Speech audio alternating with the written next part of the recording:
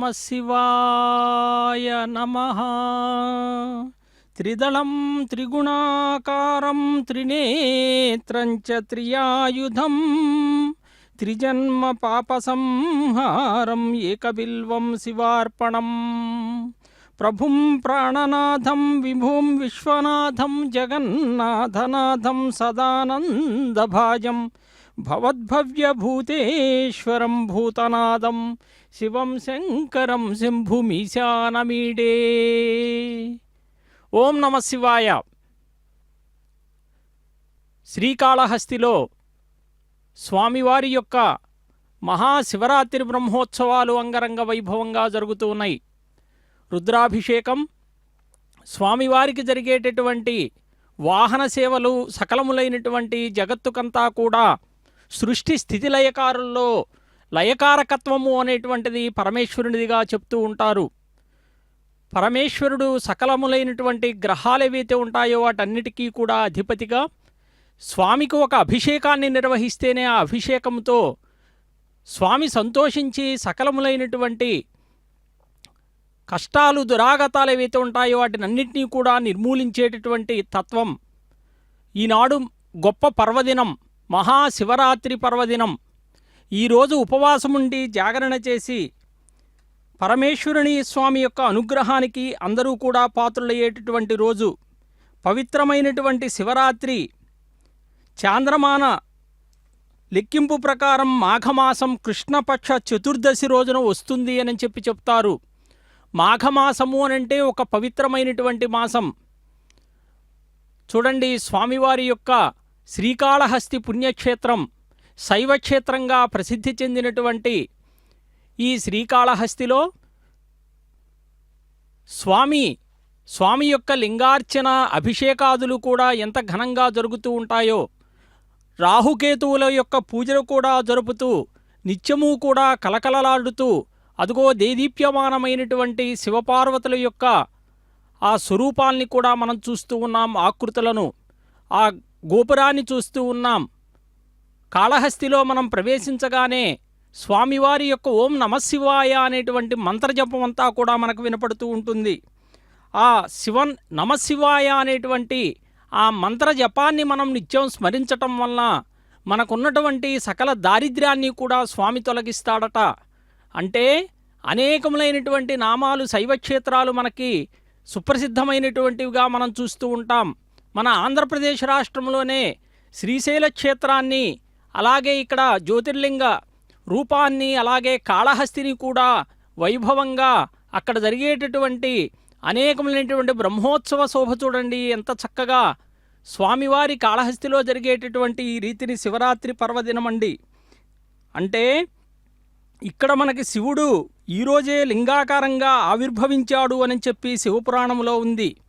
అందుకే అరుణాచలంలో కానీ తదితర శైవక్షేత్రాలన్నింటిలో కూడా లింగోద్భవన కాలము అని చెప్పి రాత్రి 12 గంటల సమయం ఏదైతే ఉంటుందో ఆ కృష్ణపక్ష చతుర్దశి నాడు వచ్చేటటువంటి ఈ చతుర్దశి రోజున విశేషంగా మహాశివరాత్రి పర్వదినము అని చెప్పి ఆచరిస్తూ ఉంటారు. ఈ పండగ ప్రధానంగా బిల్వపత్రాలు అని చెప్పి పరమేశ్వరుడికి ప్రీతిగా సమర్పించేటటువంటివన్నమాట. శివుడికి సమర్పణల ద్వారా జరుపుకుంటూ ఉంటారు. ఉపవాసం రాత్రి అంతా కూడా జాగరణ చేస్తారు. కోటప్పకొండ అని చెప్పి ఒక శైవక్షేత్రం ఉంది మన ఆంధ్రప్రదేశ్లోనే. అక్కడ కూడా తిరునాళ్ళ కార్యక్రమం కూడా జరుగుతూ ఉంటుంది. వైభవంగా శైవక్షేత్రాలు ఏవైతే ఉన్నాయో మిగతా దేవుళ్లకు పరమేశ్వరుడికి ఒకటే తేడాను మనం గమనించవచ్చు. అంటే దేవుళ్లకు ఒక ప్రతిమా రూపాన్ని, ఒక మహావిష్ణువైతే శంఖచక్రాలు ఈ రూపం అంతా కూడా ఊహించుకోవచ్చు. కానీ పరమేశ్వరుడు లింగాకారుడు. బ్రహ్మమురారి సురార్చితలింగం నిర్మల భాసిత శోభితలింగం జన్మజ దుఃఖ వినాశకలింగం తత్ప్రణమామి సదాశివలింగం. స్వామివారి యొక్క ఊరేగింపు కూడా జరుగుతూ ఉన్నది చూడండి. ఈ బ్రహ్మోత్సవాలలో శివరాత్రి పర్వదినాన స్వామివారికి మరి కేవలం తపస్సు, యోగం, ధ్యానం అనేటువంటి అభ్యాసంతో క్రమంగా వేగంగా కూడా జీవితం యొక్క అత్యధికంగా మంచిని చేరటానికి, ముక్తిని పొందటానికి కూడా నిర్వహిస్తూ ఉంటారు. ఎక్కడైతే మనకి స్వామి యొక్క ప్రేరణ, భక్తులంతా కూడా చూడండి శివనామస్మరణతో కాళహస్తి క్షేత్రమంతా కూడా మారిమోగిపోతూ ఉంది. అన్ని ప్రాంతాల్లో కూడా ఈరోజు సాంప్రదాయబద్ధంగా అభిషేకాదులు, రుద్రాభిషేకము, అలాగే జాగరణ, జ్యోతిర్లింగాల్లో కూడా 12 జ్యోతిర్లింగాలున్నాయి. పరమశివుని యొక్క పవిత్రమైనటువంటి పుణ్యక్షేత్రాలన్నమాట. అవన్నీ కేవలం స్వయంభూలింగాలుగా కూడా పిలుస్తూ ఉంటారు. లింగోద్భవ కాలం ఏదైతే ఉంటుందో ఈ మహాశివరాత్రి రోజున శివపూజను ఆచరించి శివుడు లింగరూపంలో భూమి మీద కనిపించినట్లుగా కూడా చెప్తూ ఉంటారు. అంటే ఈ పర్వదినము ఎలాంటిది అని చెప్పి అంటే అనేక పురాణాల్లో ఈ కాళహస్తి యొక్క వైభవం కానీ, కాళహస్తీశ్వర శతకం అని చెప్పి దుర్జటి అనేటువంటి మహాకవి కూడా రచించాడు. స్వామివారి యొక్క శోభ చూడండి, శివపార్వతుల యొక్క వైభవం ఎంత వైభవోపేతంగా ఈనాడు జరుగుతూ ఉన్నదో. కాళిదాస మహాకవి కూడా ఒక కావ్యాన్ని రచించాడు. అది కుమార సంభవం అనేటువంటి మహాకావ్యం. పంచమహాకావ్యాల్లో ఒకటిగా చెప్తారు. అదిగో స్వామి విఘ్నేశ్వరుడు అనేకములైనటువంటి విఘ్నాలను తొలగించేటటువంటి విఘ్నాధిపత్యాన్ని పొందినటువంటి ఆ విఘ్నేశ్వరుని చూస్తూ ఉన్నాం. స్వామికి ఒక్క ప్రణామాన్ని, ఒక కాణిపాకం వరసిద్ధి వినాయక స్వామిగా సుప్రసిద్ధి చెందితే అనేకములైనటువంటి శైవక్షేత్రాల్లో మొదటగా పూజలు అందుకునేటటువంటి దేవత ఎవరు అని చెప్పి అంటే అదుగో వినాయకుడే. విగతః నాయకః వినాయకః అంటారు సంస్కృతంలో. అంటే ఆయనకంటూ నాయకుడు ఎవరూ లేడు, ఆయనే విశేష నాయకః. ఆ గొప్ప నాయకత్వం కలిగినటువంటి, విఘ్నాధిపత్యం కలిగినటువంటి ఆ విఘ్నేశ్వరునికి మొదటగా నమస్కారాన్ని మనం ఆచరిస్తూ ఉంటాం. ప్రణమ్య శిరసా దేవం గౌరీపుత్రం వినాయకం భక్తావాసం స్మరే నిత్యం ఆయుక్కామార్థసిద్ధయే. స్వామిని మనం స్మరిస్తే ఎంత గొప్పగా మనం చేసేటటువంటి పనులు, కార్యాల్లో కూడా మొట్టమొదటిగా దేవతలంతా కూడా విఘ్నేశ్వరుడికే నమస్కారాన్ని ఆచరిస్తారు. మనం విష్ణు సహస్రనామం చదివేటప్పుడు కూడా శుక్లాం వరధరం విష్ణుం శశివర్ణం చతుర్భుజం ప్రసన్న వదనం ధ్యాయే సర్వవిఘ్నోపశాంతయేనని చెప్పి ఆ విఘ్నేశ్వర స్వామికే మొదటిగా మనం పూజ కూడా చేస్తాం. అంటే పురాణాల్లో స్కాంద పురాణం కానీ, లింగ పురాణం కానీ, పద్మపురాణం కానీ అన్ని పురాణాల్లో కూడా మరి శైవ సంబంధమైనటువంటి విషయాలన్నీ కూడా ప్రస్తావించబడ్డాయి. అదిగో చూడండి, కార్తికేయుడు, షణ్ముఖుడు అంటారు, సుబ్రహ్మణ్య స్వామి అని చెప్పి పిలుస్తాం. అలాగే పరమేశ్వరుడు, మరి అలాగే ఇందాక మనకి చూపించినటువంటి వినాయక స్వామి, వీరందరి రూపాల్ని మనం తలుచుకుంటూ ఉంటే ఒక్కసారిగా సుబ్రహ్మణ్యం సుబ్రహ్మణ్యం షణ్ముఖనాథ సుబ్రహ్మణ్యం హరహర హర సుబ్రహ్మణ్యం శివ శివ శివ సుబ్రహ్మణ్యం అని చెప్పి షణ్ముఖనాథ స్వామిని కూడా పూజిస్తాం. మరి ఈరోజు విశేషంగా పరమేశ్వరుని కూడా ఊరేగింపుగా జరుపుతూ లింగోద్భవ కాలం సమయానికి స్వామికి ఎంత ముఖ్యంగా ఆరాధన అనేటువంటిది జరుగుతూ ఉంటుందో మనం చూస్తూ ఉన్నాం.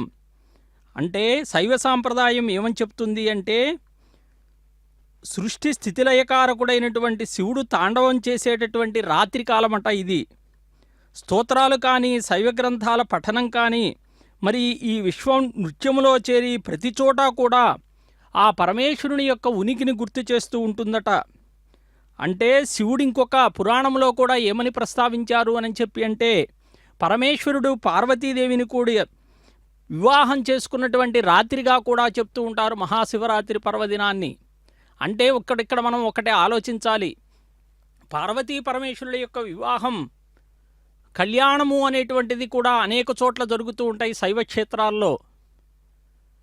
పార్వతీదేవిని మనం అనేక నామాలతో అమ్మవారిని పిలుస్తూ ఉంటారు. ఉమా, కాత్యాయని, కాళీ, గౌరీ, హైమవతీశ్వరి, శివా, భవానీ, రుద్రాణి, శర్వాణి, సర్వమంగళ అని చెప్పి అమ్మ యొక్క నామాలు. అంటే పార్వతీదేవి తాను పుట్టగానే తపస్సు చేయటానికి వెళ్ళటానికి బయలుదేరిందట.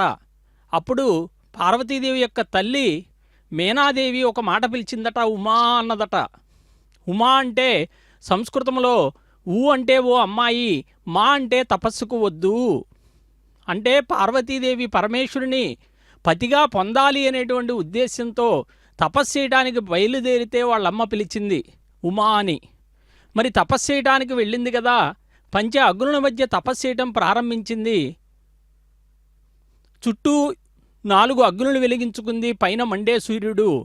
ఈ 5 అగ్నుల మధ్య తాను ఏ విధంగా అయితే తపస్సు చేయటం ఒంటికాలు జపం చేస్తూ ఉన్నదో, ఆ జపాన్ని ఆచరించేటప్పుడు, ఆ తపస్సును ఆచరించేటప్పుడు ఆవిడ అక్కడ అరణ్యములో వనములో దొరికేటటువంటి ఒక పర్ణము అంటే ఆకు సంస్కృతములో, ఆ పత్రాన్ని కూడా తినలేదట. అందుకే ఆవిడికి పేరు అపర్ణ. పర్ణము అంటే ఆకు, నా అంటే స్వీకరించలేదు. అంటే తాను తపస్సును ఆచరించేటప్పుడు ఒక పత్రాన్ని, ఆకును కూడా స్వీకరించకుండా ఆవిడ పరమేశ్వరుని పతిగా పొందాలి అని చెప్పి ఆవిడ తపస్సు చేసింది. అందుకే అపర్ణ అయినది. మరి భయంకరమైనటువంటి నల్లగా కనిపిస్తూ ఉన్నటువంటి ఆ తల్లి అందరూ చూసి నవ్వితే స్వామి యొక్క అనుగ్రహంతో ఆవిడికి గౌరవర్ణం వచ్చింది. అందుకే ఆ పార్వతీ అమ్మవారిని గౌరీ అని చెప్పి పిలుస్తారు. మరి అలాగే హైమవతి హిమవంతుని యొక్క కుమార్తె కాబట్టి హైమవతి అంటారు. శివుని యొక్క భార్య కాబట్టి శివ అంటారు. భవుని యొక్క భార్య కాబట్టి భవానీ అంటారు. రుద్రుని యొక్క భార్య కాబట్టి రుద్రాణి అంటారు. శర్వుని యొక్క భార్య కాబట్టి శర్వాణి అని చెప్పి అంటారు. అదిగో చూడండి, కాళహస్తి బ్రహ్మోత్సవాలలో మన అధికారులంతా కూడా పాల్గొని ఈ బ్రహ్మోత్సవ శోభలో ఎంత చక్కగా విద్యుత్ దీపాలంకరణలతో వెలుగొందుతున్నటువంటి కాళహస్తి పుణ్యక్షేత్రాన్ని ఈరోజు మనం చూస్తూ ఉన్నాం. ఇంత గొప్పగా ఈ క్షేత్రంలో ఈరోజు స్వామి యొక్క దర్శనం చేసుకుంటే కూడా లింగాకృతిలో ఉన్నటువంటి సర్వ పాపాలన్నీ కూడా హరిస్తాయట. త్రయంబకం యజామహే సుగంధిం పుష్టివర్ధనం ఊర్వారుకమివ బంధనాత్ మృత్యోర్ముక్షేమామృతాత్.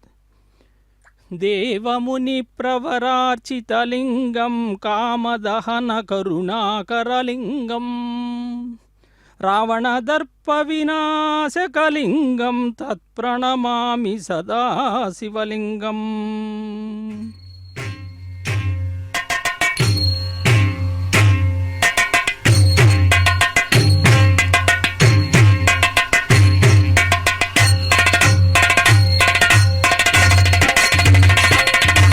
ఓం హర హర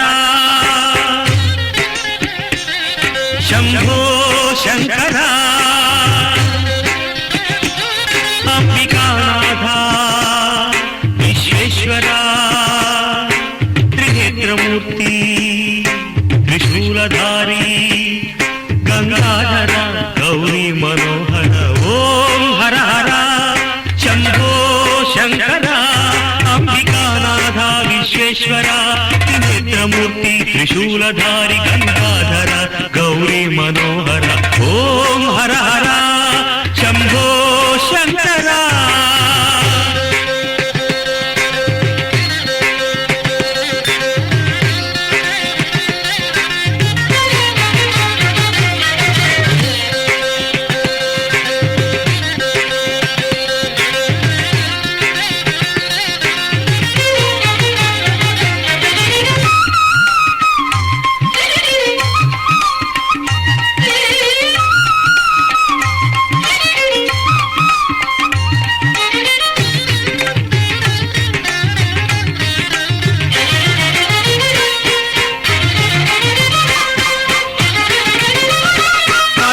భూషణ చంద్రకిరీట పన్నగ భూషణ చంద్రకిరీట నీలకంఠధర నటరాజ కైలాసవాస కావుమో పురహర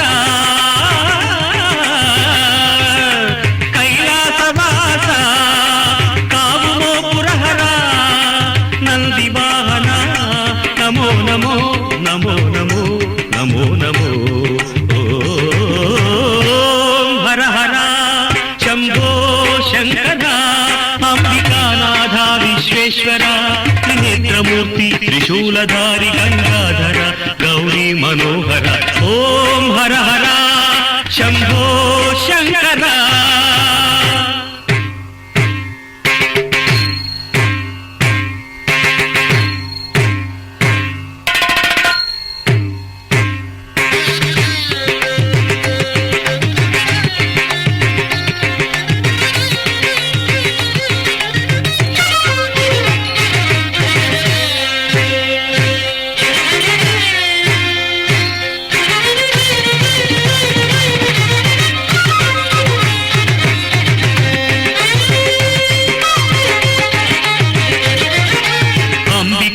కృతిని మేమిడితిమయ్యా కల్పవృక్షమును మా కొసగుమయ్యా అంబిక కృతిని మేమిడితిమయ్యా కల్పవృక్షమును మా కొసగుమయ్యా మా సేవా భాగ్యము కాపాడుమయ్యా మా సేవా భాగ్యము కాపాడుమయ్యా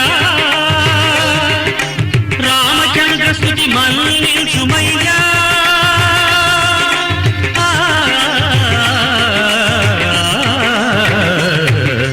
ఓం హర హర శంభో శంకర అంబికానాథ విశ్వేశ్వర త్రినేత్రమూర్తి త్రిశూలధారి గంగాధర గౌరీ మనోహర ఓం హర హర శంభో శంకర ఓం హర హర శంభో శంకర. ఓం నమ శివాయ. సర్వసుగంధి సులేపితలింగం బుద్ధి వివర్ధన కారణలింగం సిద్ధసురాసురవందితలింగం తత్ప్రణమామి సదా శివలింగం. కాళహస్తి పుణ్యక్షేత్రములో పరమశివుని యొక్క అత్యంత వైభవోపేతమైనటువంటి విగ్రహాకారం చూడండి. మనం కాళహస్తిలో శ్రీకాళహస్తి పుణ్యక్షేత్రంలోకి ప్రవేశించగానే మనకు దర్శనమయ్యేటటువంటి స్వామి యొక్క ధ్యానముద్రలో ఉన్నటువంటి ఆ స్వామి యొక్క విగ్రహం, స్వామి యొక్క రూపాన్ని చూడండి తనివితీరా. స్వామి ధ్యానములో ఉండి యోగులందరికీ కూడా ఆత్మల్లో దర్శనమయ్యేటటువంటి తత్వం ఎవరిది అనంటే పరమేశ్వరుడిదే అని చెప్పి చెప్తారు. అంటే కాళహస్తి యొక్క చరిత్ర గొప్పగా చూస్తే ఇక్కడ కనపడేటటువంటి రాజగోపురం కానీ స్వామి యొక్క దేవాలయం కానీ ఎన్ని కిలోమీటర్ల దూరంలో ఉన్నా కూడా ఆ రాజగోపురాన్ని మనం దర్శనం చేసుకోవచ్చు. శ్రీకాళహస్తి అని చెప్పి అంటే శ్రీ అనేటువంటి పదానికి సంస్కృతంలో సాలీడు అని చెప్పి అర్థం, కాళము అంటే పాము అని చెప్పి అర్థం, హస్తి అంటే ఏనుగు అని చెప్పి అర్థం. అంటే ఈ మూడు కలిసి లింగాకృతిలో ఉన్నటువంటి ఆ స్వామివారికి అభిషేకాదులు నిర్వర్తించాయట. అందుకే దాన్ని శ్రీకాళహస్తి అని చెప్పి చెప్తారు. అక్కడ కనబడేటటువంటి రాజగోపురాన్ని చూడండి, ఎంత పెద్దదిగా మనకి స్వామివారి యొక్క దేవాలయము ప్రాంగణము శివపార్వతుల యొక్క మేళవింపుతో అక్కడ కనపడేటటువంటి ఆ విగ్రహ రూపాలు చూడండి. ఎంత మనకి అందరం కూడా చేతులెత్తి నమస్కరించేటటువంటి విధంగా స్వామి యొక్క కాళహస్తిలో ఆ క్షేత్ర దర్శనము అనేటువంటిది స్వర్ణముఖి నదీ తీరం అంటే పశ్చిమాభిముఖంగా ప్రవహించటం ఇక్కడ చూస్తూ ఉన్నాం. మా పక్కగా చూడండి, ఈ దేవాలయం పంచభూతలింగాల్లో ఒకటైనటువంటి వాయులింగంగా కూడా చెప్తూ ఉంటారు. అదిగో స్వర్ణముఖి నదీ తీరం కూడా మనకి కనపడుతూ ఉన్నది. అతిపెద్ద దేవాలయాల్లో కూడా మనకి శైవక్షేత్రంగా ఇక్కడ అమ్మవారి సన్నిధికి సమీపంలో ఒక ప్రదేశం నుంచి భక్తులు కొన్ని ప్రధాన గోపురాలను కూడా మనం దర్శించుకునేటటువంటి భాగ్యం కలుగుతుందండి. అంటే కేవలం ఇలా కొన్ని ఆలయాలకు మాత్రమే ఈ రకమైనటువంటి భాగ్యం కలుగుతుంది. ఇక్కడ జరిగేటటువంటి మరి దేశములో నలుమూలల నుంచి కూడా ఈ ప్రాంతానికి విచ్చేస్తూ ఉంటారు. అదిగో స్వర్ణముఖి నదీ తీరం అని చెప్పి ఇప్పుడే మనం చెప్పుకున్నాం. ఎక్కడైతే స్వామివారికి ఇక్కడ జరిగేటటువంటి ఆ మంత్రోచ్చారణ చూడండి, ఓం నమశివాయ అనేటువంటి మంత్రజపం ఎప్పుడు మనం స్మరించినా అహోరాత్రులు మనం స్మరించినా కూడా ఈరోజు మహాశివరాత్రి పర్వదినం కాబట్టి మరి అందరి నోళ్లలో కూడా అదేవిధంగా అన్ని దేవాలయాల్లో కూడా శైవక్షేత్రాల్లో మారిమూగిపోయేటటువంటి మంత్రం అదుగో అదే ఓం నమశివాయ అనేటువంటి మంత్రం. రుద్రాభిషేకం, పాలాభిషేకం, పచ్చ కర్పూరాభిషేకం ఈ పూజలన్నీ కూడా మరి జరుగుతూ ఉంటాయి. కేవలం ఈ కాళహస్తి ఇక్కడ జరిగినటువంటి ఇక్కడ స్వామివారి యొక్క దర్శనం మరి వినాయకుడు కాళహస్తీశ్వరుడు జ్ఞానప్రసూనాంబ అమ్మవారు మనం లోపలికి వెళ్ళగానే దర్శనమిస్తారు. మరి దక్షిణామూర్తి ఎలాగైతే గురుర్బ్రహ్మ గురుర్విష్ణు గురుర్దేవో మహేశ్వర గురు సాక్షాత్ పరంబ్రహ్మ తస్మై శ్రీ గురవే నమః అఖండమండలాకారం వ్యాప్తం ఏన చరాచరం తత్పదం దర్శితం ఏన తస్మై శ్రీ గురవే నమః. ఈ ఆలయాన్ని మనం దర్శనం చేసుకుంటే చతుర్విధ పురుషార్థ సిద్ధి లభిస్తుంది అని చెప్తూ ఉంటారు. ఇక్కడ మనం చూస్తే ఆలయంలో అనేకములైనటువంటి విశేషాలు కనపడుతూ ఉంటాయి. మహాశివరాత్రి పర్వదినాని బ్రహ్మోత్సవాల యొక్క శోభలో పాతాళ గణపతి ఉత్తరాభిముఖునిగా కనబడుతూ ఉంటారు. ఆ లోపలికి వెళితే మనకి ఇక్కడ కనబడేటటువంటి రాజగోపురం లోపలికి ప్రవేశిస్తే జ్ఞానప్రసూనాంబ తూర్పు ముఖంగా అమ్మవారు మనకు దర్శనమిస్తారు. అలాగే కాళహస్తీశ్వర స్వామి మనకు పశ్చిమ ముఖంగా, అలాగే దక్షిణామూర్తి స్వామి దక్షిణముఖంగా మనకు కనిపిస్తూ ఉంటారు. అంటే ఇక్కడ మనం ఏదైతే ఒక స్వామివారి యొక్క వాయుతత్వ రూపానికి నిదర్శనంగా ఆ గర్భగుడిలోని కుడివైపున ఉన్నటువంటి 2 దీపాలు ఎప్పుడూ కూడా చెలుస్తూ ఉంటాయి అని చెప్తారన్నమాట. అందుకే మనం ఆ దీపాలకు కూడా లోపల వాయులింగమైనటువంటి స్వామి ఆ లింగాకారాన్ని దర్శనం చేసుకొని ఆ పక్కనున్నటువంటి ఆ జ్యోతులకు కూడా ప్రణామాల్ని సమర్పిస్తూ ఉంటారు. అంటే ఆలయంలో మనం ఎక్కడ ప్రవేశించినా ఇగో చూడండి, ఈ 4 దిక్కులా కూడా 4 గోపురాలు. అంటే దాదాపుగా రాజగోపురం చూడండి 120 అడుగుల పైనే ఉన్నటువంటి ఎత్తైనటువంటి రాజగోపురం అన్నమాట. ఇది ఎవరు కట్టించారు అంటే శ్రీకృష్ణదేవరాయలు కట్టించాడు. మనం తిరుమలలో కూడా చూస్తూ ఉంటాం కృష్ణదేవరాయల యొక్క విగ్రహాన్ని. అంటే ఆయన అన్ని శైవ క్షేత్రాల్లో, వైష్ణవ క్షేత్రాల్లో కూడా శ్రీకృష్ణదేవరాయలు అనేకములైనటువంటి రాజగోపురాల్ని నిర్మించినట్లుగా చరిత్ర చెప్తూ ఉన్నదండి. స్వామివారి యొక్క ఆలయాలు కానీ, దేవాలయాలు, శైవ క్షేత్రాలు ఎక్కడైతే నిర్మాణం జరుగుతూ ఉంటుందో వారి యొక్క అభివృద్ధి కూడా అదేవిధంగా ఆ గ్రామానికి, ఆ ప్రాంతానికి, ఆ దేశానికి కూడా అనేకముగా కలుగుతుంది అని చెప్తూ ఉంటారు. అంటే స్వామి గ్రామోత్సవం కూడా ఈ గోపురం నుంచే ప్రారంభం అవుతుందట. అదిగో చూడండి, ఢంకానాదాలు, వాయిద్యాలు, స్వామివారి యొక్క ఊరేగింపులు, బ్రహ్మోత్సవ శోభ చూడండి ఎంత గొప్పగా. ఇక్కడ కేవలం జంగమ రూపుడైనటువంటి శివుణ్ణి సేవించి తరించినటువంటి దేవదాసి బిచ్చాలు దీన్ని కట్టించిందట. ఈ గోపుర నిర్మాణం చూడండి, ఆ గోపురం మనకు దర్శనమిస్తుంది. ఆ గోపురం యాదవ నరసింహుల కాలంలో జరిగింది అని చెప్తూ ఉంటారు. అంటే ఒక్కొక్క విశేషాన్ని మనం గమనిస్తే ఇంత గొప్పగా స్వామివారి యొక్క కాళహస్తీశ్వరుని యొక్క మాహాత్మ్యాన్ని మనం ఒక్కసారిగా తెలుసుకుంటే, ఇంత గొప్పగా స్వామి ఆ క్షేత్రాన్ని ఒక్కసారి సందర్శిస్తే బాగుండు అని మనకి అనిపిస్తూ ఉంటుందన్నమాట. కనక మహామణిభూషితలింగం ఫణిపతి వేష్టిత శోభితలింగం దక్షసుయజ్ఞ వినాశనలింగం తత్ప్రణమామి సదా శివలింగం. మనం అనేకములైనటువంటి ఆ ఊరేగింపులో శివపార్వతుల యొక్క ఆది దంపతులుగా కూడా చెప్పాడు కాళిదాస మహాకవి.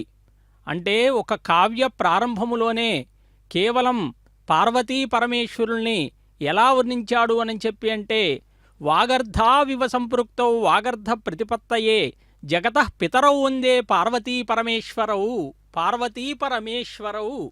పార్వతీ పరమేశ్వరుల్ని ఆది దంపతులుగా మనం కొలుస్తూ ఉంటాం.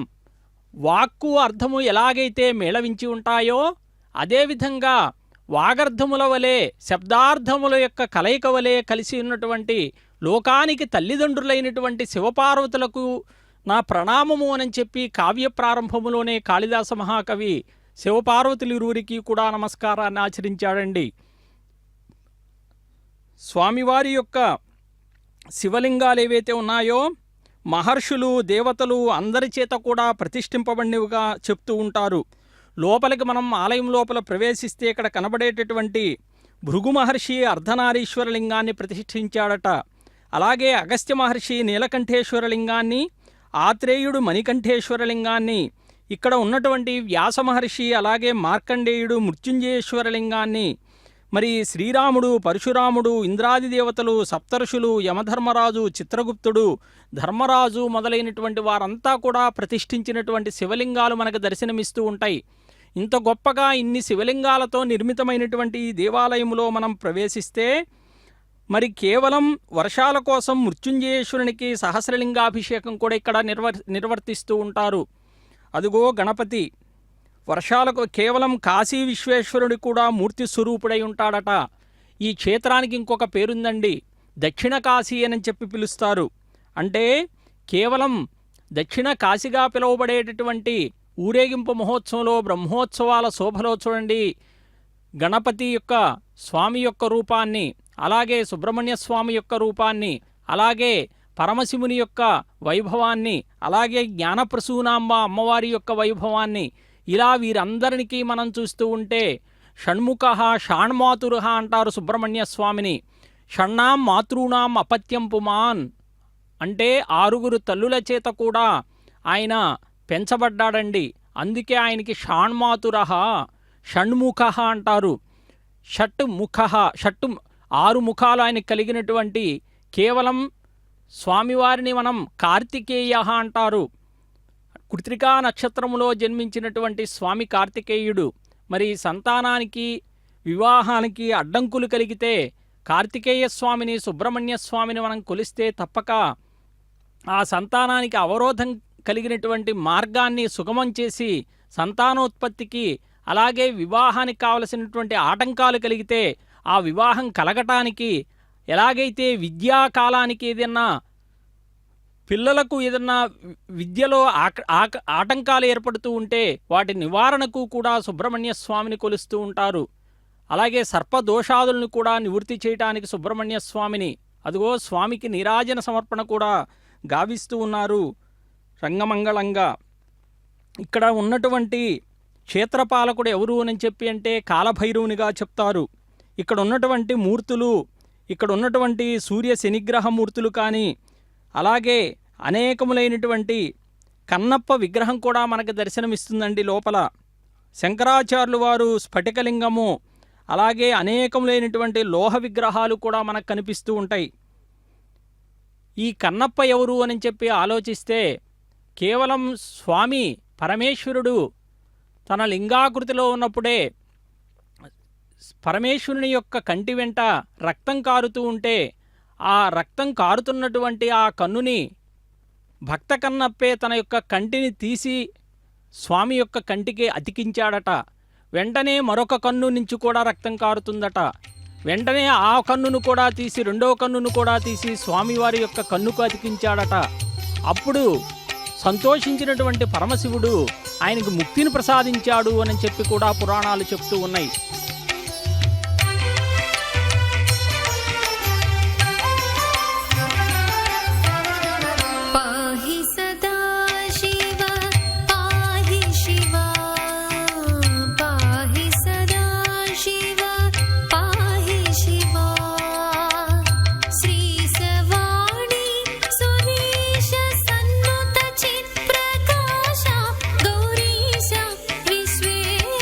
శివా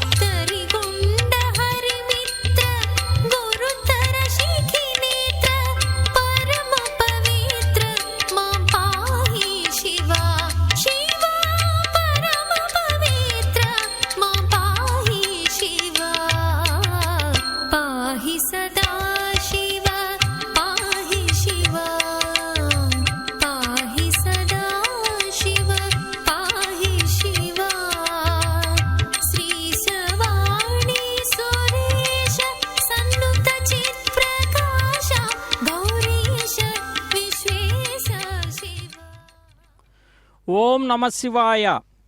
కనకమహామణిభూషితలింగం ఫణిపతివేష్టితశోభితలింగం దక్షసు యజ్ఞవినాశనలింగం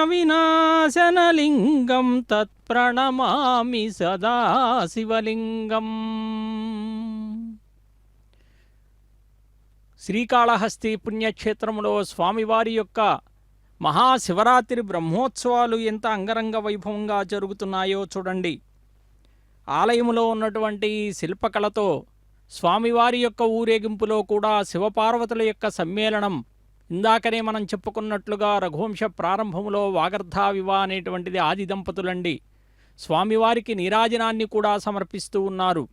కర్పూర హారతిని సమర్పిస్తూ సర్వమంగళకరుడు కాబట్టి ఆ పరమేశ్వరుని యొక్క వైభవం ఇంతదా, ప్రాశస్త్యం ఇంతదా అని చెప్పి అంటే శివపురాణం అభివర్ణించిందండి.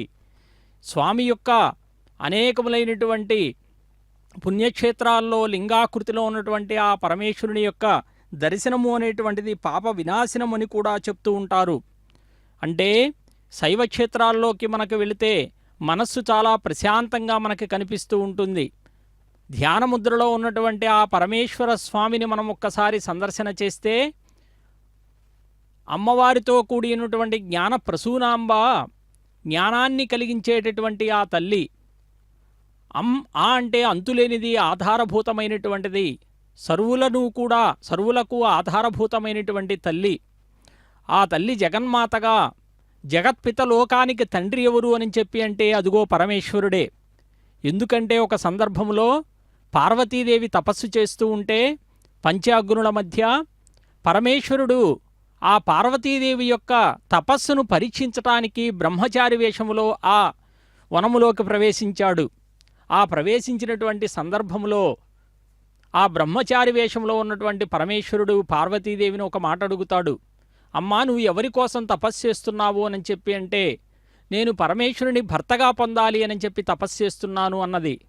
మరి అలా తపస్సు చేస్తున్నావు కదా, నీవు అబలవు కదా, శరీరం ఆద్యంకులు ధర్మసాధనం అని చెప్పి చెప్తాడు. ధర్మసాధనంలోకెల్లా శరీరం ముఖ్యమైంది కాబట్టి నీ కోరిక నెరవేరకముందే నీ శరీరం క్షీణిస్తే నువ్వేం చేస్తావు, నీ తపస్సు అంతా వృధా కదా అని చెప్పి అంటే, కాదు, నా భక్తికి మెచ్చి పరమేశ్వరుడు తప్పక నన్ను వివాహం చేసుకుంటాడు అని చెప్పి పార్వతీ అమ్మవారు చెప్తారండి.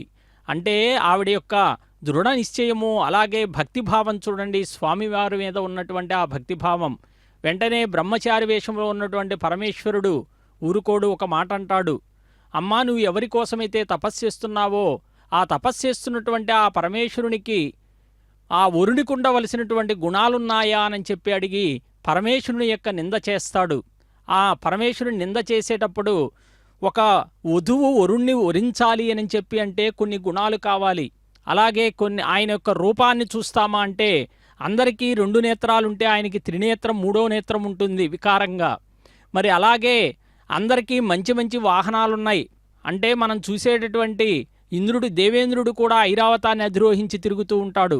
మరి నీకు వివాహం చేసుకోవాలనుకున్నటువంటి ఆ పరమేశ్వరుడు మరి ఎద్దు వాహనంగా కలిగిన వాడయ్యాడు కదా. మరి అలాగే అందరూ దేవతలు చాలామంది విశేషమైనటువంటి అలంకారాలు ధరించి ఉంటారు. అలాగే నీ కాబోయేటటువంటి భర్తను చూస్తే ఎప్పుడూ కూడా ఆయన బూడిద పూసుకొని ఉంటాడు అని ఆ పరమేశ్వరుని యొక్క నింద చేస్తే ఆ మాటలన్నీ వింటుంది పార్వతీదేవి. వెంటనే ఆ బ్రహ్మచారికి ఒక మాట చెప్తుంది. ఇంతటితో ఆపుతావా అని చెప్పి పెద్దగా అరుస్తుంది. ఏమైందమ్మా అని చెప్పి అంటే, ఏమీ లేదు, పరమేశ్వరుని ఇంతగా నిందిస్తున్నావు, ఆ పరమేశ్వరుని గురించి నీకేం తెలుసు, ఆ పరమేశ్వరుని ఒక మాట అన్నావు, ఆయనకి కేవలం అందరికీ 2 నేత్రాలుంటే త్రినేత్రము అని చెప్పి అన్నావు, ఆ 3వ నేత్రం యొక్క కథ తెలుసా నీకు అని చెప్పి అన్నదట.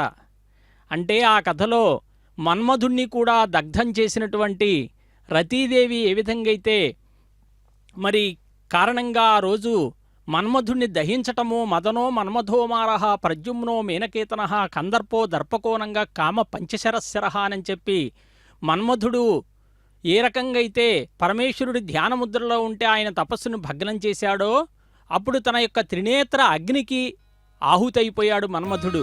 మరి అలా మన్మధుణ్ణి దగ్ధం చేసినటువంటి ఆ పరమేశ్వరునికి త్రినేత్రం యొక్క శక్తి తెలియదా అని చెప్పి అన్నదట. సదాశివ పాహి సదాశివ పాహి సదాశివ పాహి సదాశివ సదాశివ పాహి సదాశివ పాహి సదాశివ పాహి సదాశివ సదాశివ పాహి సదాశివ.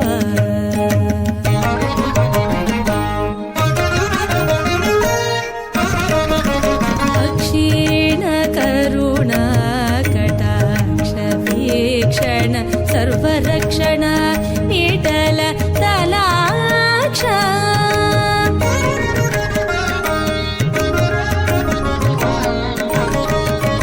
అక్షీణ కరుణ